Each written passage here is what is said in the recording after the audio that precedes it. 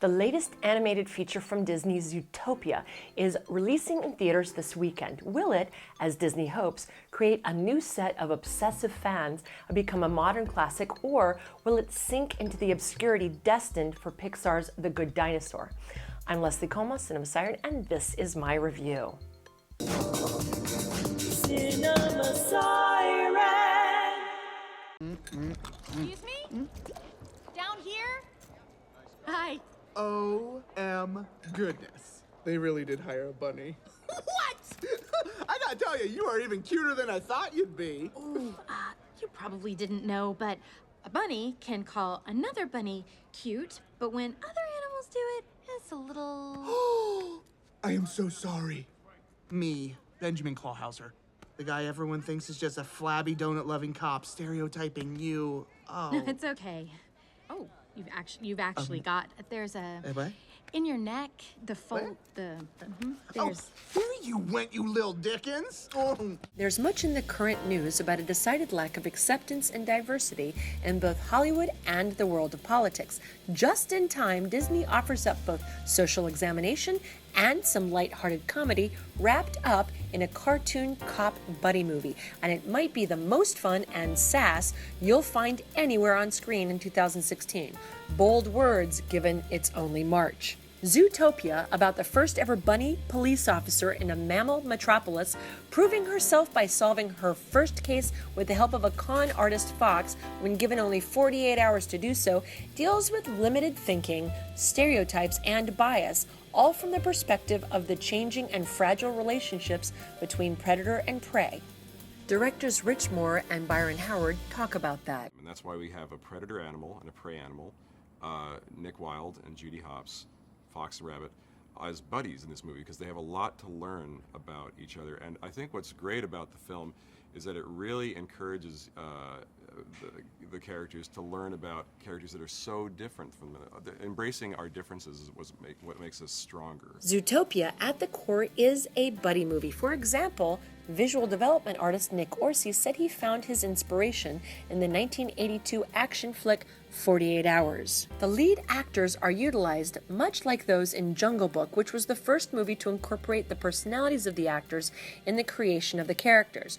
Though Ginnifer Goodwin and Jason Bateman, who played Judy Hopps and Nick Wilde, came prepared with a variety of voices, the directors wanted them to use their own and lean into aspects of their own personalities for their portrayals.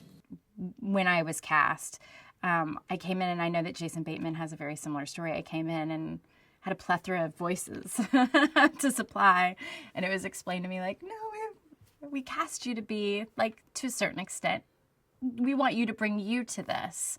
Additional voices include Idris Elba, who hadn't done much animation. Any actor that does any sort of animation uses voice. It's a real sort of liberation, because you're not really, you have to act, of course, but you can use your voice in colours and take it to places which you probably wouldn't do in, sort of on front of camera, because it'd probably be overacting. But with your voice, you can really take it places. And for me, I really enjoyed that process. I love putting on silly voices. And with Bogo, I didn't have to put on a silly voice, but I had to really give him some, some depth. And actors known for their vocal performances in animation like J.K. Simmons, Alan Tudyk, and Maurice LaMarche. Bateman will be forever remembered for his turn as Zootopia's sly, endearing fox. The way he breathes life into the cynical, world-weary yet laid-back Nick makes the character a lovable scoundrel, and it's impossible to imagine anyone else voicing him. My experience working on this film versus any other film I've worked on, whether it be acting or directing, it's completely unique, because with acting or directing, there's much more of a give and take of the acting ensemble. It's because there's that whole visual dimension and component of it. This is just my voice, and that voice is usually married to a look I have on my face, and I'm in control of that. And so there's a cocktail that, whether I'm conscious of it or not, I'm constantly, blending, mixing, stirring.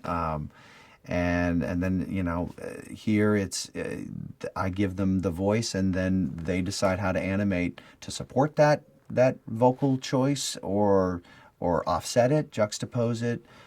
There's just so many combinations that are also then need to be in balance with what they choose for the other character that's in the same scene that I'm talking to. So the math in it and the combinations would be paralyzing to me. But these guys have known what they're doing for a long time, so I can't wait to see what they cook up with it.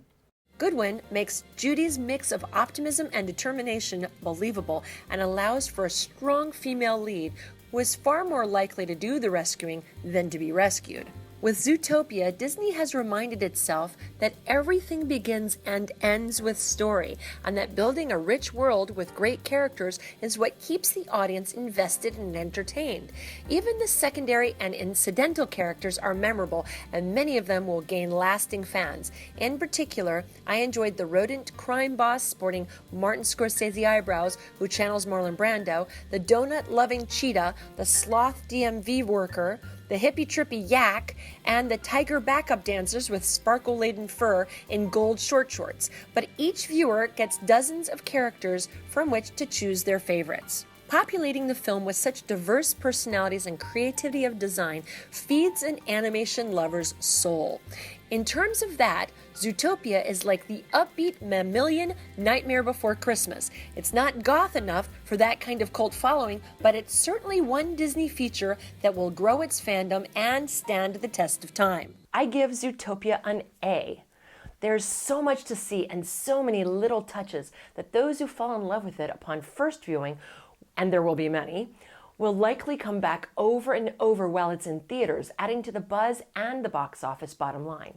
It's entirely fun, and right now, in this moment in history, the message that in Zootopia, anyone can be anything is inspiration everyone can get behind and should. For Cinema Siren, I'm Leslie Conwell.